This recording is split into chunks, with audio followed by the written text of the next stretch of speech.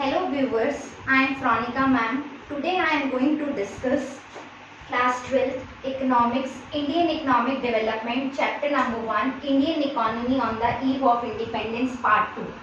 अगर आपने मेरी लास्ट क्लास अटेंड करी होगी तो हमने मेजर डायमेंशंस पढ़े थे, जिनके 2 डायमेंशंस मैंने लास्ट क्लास में ख़त्म कर दिए थे। उन डायमेंशंस का नाम था low level of economic development and state of agriculture sector. Today we will discuss state of Indian industries and state of foreign trade.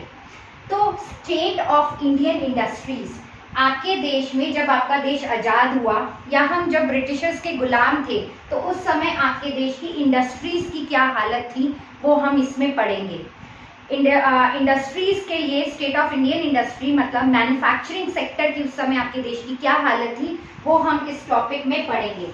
अब देखिए मैंने फर्स्ट पॉइंट क्या लिखा है, India could not develop a sound industrial base under the colonial rule. अगर आपने मेरा last lecture attend किया है तो मैंने आपको बताया भी था, क्योंकि हमारे देश जो था इंडिया वो as a raw material Britishers उनको यूज करते थे और रॉ मटेरियल सप्लाई होकर कहाँ जाता था, ग्रेट ब्रिटेन जाता था। इस वजह से हमारे इंडिया का इंडस्ट्रियल बेस बहुत कमजोर था, इंडस्ट्रीज ना के बराबर थी आपके देश में। Britishers destroyed Indian handicraft industry.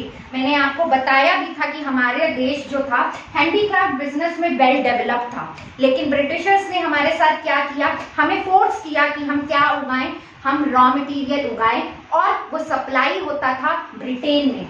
तो डी इंडस्ट्रियलाइजेशन, इसमें एक टॉपिक है deindustrialization. This is very important for both point of view. तो डी इंडस्ट्रियलाइजेशन का मतलब होता है नो इंडस्ट्रियलाइजेशन। नो, आपके देश में बिल्कुल इंडस्ट्रियलाइजेशन नहीं था, क्योंकि हमारा देश सप्लायर ऑफ रॉ मटेरियल था। एक तरह से हमारे देश को रॉ मटेरियल की तरह इस्तेमाल किया जाता था और हमारे देश में रॉ मटेरियल बनाया जाता था और वो एक्सपोर्ट होके ब्रिटेन जाया जाता था। इससे क्या हुआ, turn India into a market for the finish products from British industry. तो जब हमारे देश का जो रॉ मटेरियल था वो एक्सपोर्ट होके जब ब्रिटेन जाता था तो ब्रिटेन में क्या बनते थे, प्रोडक्ट्स बनते थे, फिनिश प्रोडक्ट्स बनते थे, कंज्यूमर गुड्स बनते थे। तो वो ब्रिटेन कहाँ सेल करता था, अपनी कंट्री में तो सेल करता ही करता था और वो सेल होने के लिए ग्रेट ब्रिटेन से इंडिया में आते थे। तो इंडियंस के लोगों को फोर्सफुली कहिए या कुछ भी कहिए, उन्हें वो गुड्स परचेज करने पड़ते थे। Next, decline of handicraft industry. मैंने आपको बताया हम उसमें बहुत एक्सपर्ट थे, सक्षम थे हैंडीक्राफ्ट के बिजनेस में, लेकिन ब्रिटिशर्स के कारण हमारा ये बिजनेस क्या हो गया, खत्म हो गया। led to massive unemployment in industrial sector causing migration from urban areas to rural areas। इसका मतलब मैं आपको समझाती हूँ, जब हमारी कंट्री का हैंडीक्राफ्ट बिजनेस खत्म हो गया, इंडस्ट्रीज में हैंडीक्राफ्ट बिजनेस था, वहाँ जो लेबर काम करती थी, जो हैंडीक्राफ्ट का बिजनेस करती थी, उनमें से कुछ लेबर ने रॉ मटेरियल बनाने के लिए मना कर दिया। रॉ मटेरियल हम नहीं सप्लाई करेंगे, हम नहीं बनाएंगे रॉ मटेरियल। तो उन्हें फोर्सफुली क्या करना पड़ा, माइग्रेट, अपने शहर को छोड़कर गांव में जाना पड़ा। और जिस वजह से गांव में तो already 85% of the country population रहती है, तो आपके जो एग्रीकल्चर सेक्टर की पॉपुलेशन थी वो ओवरबर्डन्ड हो गई डिक्लाइन ऑफ हैंडीक्राफ्ट बिजनेस के कारण। क्योंकि इंडस्ट्री किसकी थी, सिर्फ हैंडीक्राफ्ट इंडस्ट्री की। उनमें से वो भी उन्हें फोर्सफुली कहा जाता था कि आप हैंडीक्राफ्ट को छोड़ के रॉ मटेरियल बनाइए, रॉ मटेरियल एक्सपोर्ट करिए। अब कुछ लोग उसमें इंटरेस्टेड थे, कुछ इंटरेस्टेड नहीं थे। जो नहीं थे उन्हें माइग्रेट होना पड़ा, अपने शहरों को छोड़कर गांव में जाना पड़ा, खेती बाड़ी करनी पड़ी। अब जो वो खेती बाड़ी कर रहे थे, ऑलरेडी एग्रीकल्चर सेक्टर जो था ओवर एंगेज था और वहां पर और लोग के आने से आपका एग्रीकल्चर सेक्टर ओवरबर्डन्ड हो गया था। क्लियर है? I think this point is clear to all of you. led to rise in import of cheap manufactured goods from Britain। जितना ज्यादा रॉ मटेरियल बनेगा उतना ज्यादा वो एक्सपोर्ट होके बाहर जाता था और उतना बाहर से इंडिया में आता था। और अब इंडिया के लोग क्या करते थे, उन्हें उस सामान को परचेज करना पड़ता था। Handmade goods become costly. अब मैं इस पॉइंट को आपको बताती हूँ, जब वो सामान वहां से आता था, ब्रिटेन से बनकर आता था, क्योंकि आपको पता है ब्रिटेन में इंडस्ट्रीज की कमी नहीं थी, वहां पर जो भी सामान बनता था मशीनों से बनता था और वो चीप होता था, सस्ता होता था जब वो इंडिया में आता था। क्यों? हैंडीक्राफ्ट जो बिजनेस होता है उसमें हाथ का काम होता है, लेबर से काम लिया जाता है, तो वो प्रोडक्ट्स मोस्टली कॉस्टली पड़ते हैं। तो जो ब्रिटेन के प्रोडक्ट्स थे वो सस्ते होते थे और जो इंडिया के प्रोडक्ट्स थे जो हैंडीक्राफ्ट बिजनेस से बनते थे वो कॉस्टली होते थे। तो इस वजह से भी इंडियन मार्केट ठप हो गई थी, खत्म हो गई थी, क्योंकि लोग क्या करते थे, कॉस्टली प्रोडक्ट्स तो कोई नहीं परचेज करता, तो हैंडमेड गुड्स का बिजनेस जो हो गया था हमारे इंडिया का, खुद का हैंडमेड का बिजनेस कॉस्टली हो गया था और हम चीप गुड्स कहां से परचेज करते थे? ब्रिटेन से परचेज करते थे। आई बात समझ में? अब existence of few consumer goods industry in India, आपको भी पता है हमारे देश में कुछ ही कंज्यूमर गुड्स इंडस्ट्रीज थी, जैसे कॉटन, जूट, टेक्सटाइल, सिर्फ गिनी चुनी आपकी कंट्री में कंज्यूमर गुड्स इंडस्ट्री थी उस समय। Lack of capital goods industry, आपके देश में कैपिटल गुड्स इंडस्ट्री की बहुत कमी थी। अब इस पे क्वेश्चन उठता है कि कैपिटल गुड्स क्या होते हैं। फॉर एग्जाम्पल, मान लीजिए आपको कोई चीज का प्रोडक्शन करना है, तो उसके लिए आपको मशीनों की जरूरत होगी, टूल्स की जरूरत होगी, इक्विपमेंट्स की जरूरत होगी। तो कैपिटल गुड्स उन चीजों की, आप लेबर है आपकी कंट्री में, आप लेबर को मशीन के साथ अगर काम कराएंगे तो काम अच्छे से होगा, प्रोडक्शन अच्छे से होगा। तो आपकी कंट्री में कैपिटल गुड्स जो आगे प्रोडक्शन में हेल्प करते हैं, for example machine, tools, building implements जो भी हैं, वो आपके देश में जो थे बहुत कम थे। उसके लिए हमें और नेशंस पर डिपेंड होना पड़ता था। और नेशंस कौन थे? आप बताइए, और नेशंस कौन थे? That is great Britain. अब ग्रेट ब्रिटेन से क्या करते थे हम? मशीनें क्या करते थे? वहां से मंगवाते थे। आई बात समझ में? आपने देखा कि ग्रेट ब्रिटेन क्या मतलब ब्रिटिशर्स ने क्या चालाकी चली, आपको पता चला? हमें तो उन्होंने बना दिया सप्लायर ऑफ रॉ मटेरियल, हमसे तो वो रॉ मटेरियल लेते थे, लेकिन वहां पर जो फिनिश कंज्यूमर गुड्स बनते थे, मशीनें बनती थी, वो सारी हमें इंपोर्ट करनी पड़ती थी। हम इंपोर्ट करते थे, रॉ मटेरियल उसके मुकाबले सस्ता रहता था और जो हम इंपोर्ट करते थे वो महंगा पड़ता था। और वहां पर जो भी सामान बनता था वो मशीनों से बनता था और मशीनों के बनाए हुए जो प्रोडक्ट्स होते हैं वो सस्ते होते हैं और हाथ की कारीगरी के बनाए हुए सामान थोड़े कॉस्टली होते हैं। तो लोग, खुद इंडियन लोग जो थे, वो अपने गुड्स उन्हें कॉस्टली लगते थे और बाहर के फॉरेन प्रोडक्ट्स उन्हें सस्ते लगते थे। आई बात समझ में आपको? Next, limited operation of the public sector. Public sector माने गवर्नमेंट सेक्टर, आपकी जो गवर्नमेंट। लेकिन हमारा देश तो ब्रिटिशर्स का गुलाम था, तो उस समय राज किसका चल रहा था? ब्रिटिश गवर्नमेंट का राज चल रहा था उस समय हमारे देश में। और वो भी सिर्फ कहां तक था? Railways and communication.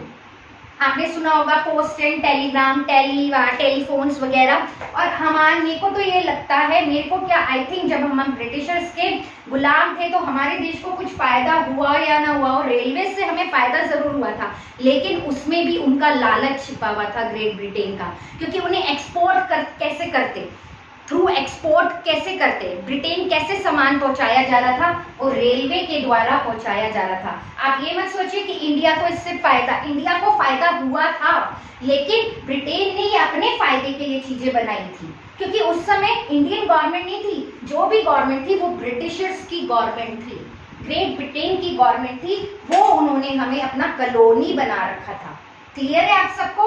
Next, I think this topic is clear, state of Indian industry. अगर आप में से किसी को कोई डाउट हो तो आप मुझे कमेंट बॉक्स में लिख सकते हैं, मैं आपके उस क्वेश्चन का आंसर जरूर दूंगी। But this topic is very important for exam point of view.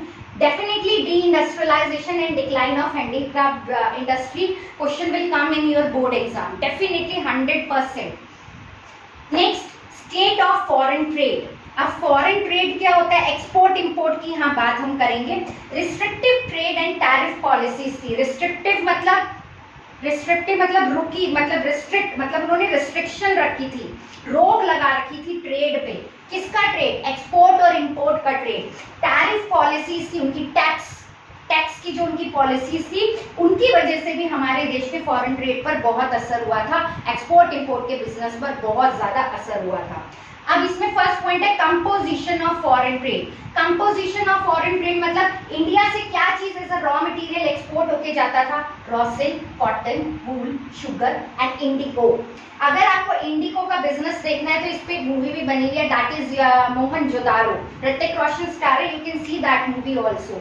उसमें बहुत अच्छे से नील की खेती को एक्सप्लेन करा गया है। और मैंने लास्ट क्लास में भी आपको बताया था, अगर आपको ये टॉपिक समझ नहीं आ रहा है तो आमिर खान स्टारर मूवी लगान यू कैन सी ऑल्सो। उसमें बहुत अच्छे से land revenue system, land settlement system, और उन्होंने कैसे हमें कॉलोनी बनाया, कैसे हमारे उस समय देश के एग्रीकल्चर के हालत थे, कैसे हम बैकवर्ड थे, स्टेगनेंट थे, क्योंकि जब भी हम रेनफॉल पर डिपेंड थे और आज भी हमारा एग्रीकल्चर सेक्टर रेनफॉल पर डिपेंड है। और देश को आजाद हुए हुए कितने साल हो चुके हैं आप अभी भी जानते होंगे। और हम किस चीज का इंपोर्ट करते थे? Cotton, silk, woollen clothes, light machinery. मैंने आपको बताया ना, हम ट्रेन से क्या इंपोर्ट करते थे? हल्की मशीनरी इंपोर्ट करते थे। क्यों? क्योंकि हमारे यहाँ पे जो कुछ इंडस्ट्रीज थी वो खुद तो इतने एडवांस नहीं थे कि हम अपनी इंडस्ट्री खुद बनाएं। इंडिया में तो बहुत लिमिटेड इंडस्ट्रीज थी, तो ब्रिटेन से हमारी कंट्री में मशीनरी आती थी, हम उनका यूज करते थे। Next, that question is very very important, क्योंकि इंडिया के एक्सपोर्ट में ये क्वेश्चन आपसे पूछा जाएगा कि इंडिया में क्या क्या चीजें एक्सपोर्ट होती थी और क्या क्या चीजें इंपोर्ट होती थी। क्योंकि ये कोई भी क्वेश्चन आपसे एमसीक्यू में पूछा जा सकता है, आपको ऑप्शन में दिया जा सकता है question. Next, direction of foreign trade. Monopoly. Monopoly का मतलब क्या होता है? आप लोग 11th क्लास में भी पढ़ के आए होंगे मोनोपोली। मोनोपोली का मतलब होता है सिंगल सेलर। और रेलवे इसका एग्जाम्पल है इंडिया में, रेलवेज, इंडियन रेलवेज। मोनोपोली क्या होता है? Single seller. और एक बात याद रखिएगा, जो भी मोनोपोली होता है वो क्वांटिटी में कम बिलीव करता है, क्वालिटी में बहुत ज्यादा बिलीव करता है। उसको अपनी क्वालिटी से मतलब है, क्वांटिटी से मतलब नहीं है। तो मोनोपोली जो होता है वो सिंगल सेलर होता है और वो अपना प्राइस हाई रखता है और आउटपुट बहुत कम बनाता है, क्योंकि उसका मेन मोटिव होता है क्वालिटी देना। और वो कस्टमर को देख के भी प्राइस बदल देता है, उसकी एक पॉलिसी है प्राइस डिस्क्रिमिनेशन।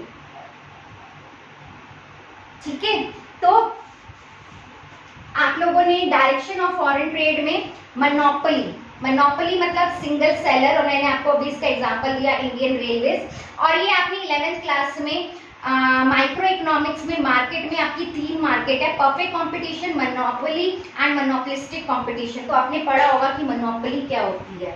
तो हमारी इंडिया, तो आपको पता है ब्रिटेन कहता था कि उसने हमें रिस्ट्रिक्ट कर रखा था कि अगर हम कोई भी चीज इंपोर्ट कर रहे हैं वो भी ब्रिटेन से करेंगे, और कोई भी चीज अगर हम एक्सपोर्ट कर रहे हैं वो भी ब्रिटेन पे करेंगे, क्योंकि हम उनकी कॉलोनी थे, उन्होंने हमें अपना गुलाम बना रखा था। और उसके अलावा हमारे देश की कंट्री का ट्रेड सिर्फ लिमिटेड कंट्रीज के था, श्रीलंका जिसे सिलोन बोलते थे पहले, Iran that is Persia, and the last is China.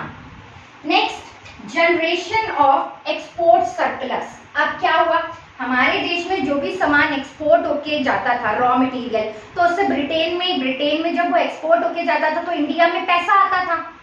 लेकिन जब वो पैसा आता था तो इंडियंस के पास नहीं जाता था, वो ब्रिटिश गवर्नमेंट के पास जाता था। और ब्रिटिश गवर्नमेंट पता है उस पैसों का क्या करती थी?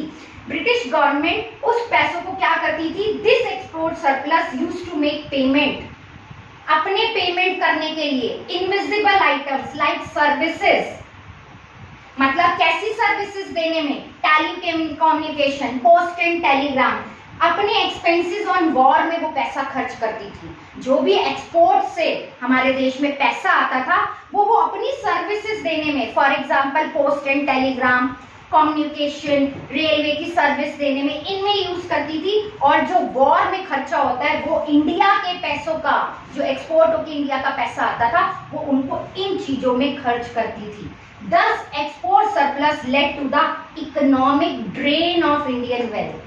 जो एक्सपोर्ट होके जो इंडिया का पैसा आता था ना, उसे ड्रेन करके, मतलब इंडिया के जो पैसा है दैट इज वेल्थ, पैसा क्या है? इंडिया की वेल्थ, उसे ड्रेन करके, वो ड्रेन मतलब ले जाना, ड्रेन करना, उसे ले जाके दोबारा कहाँ भेज दिया जाता था?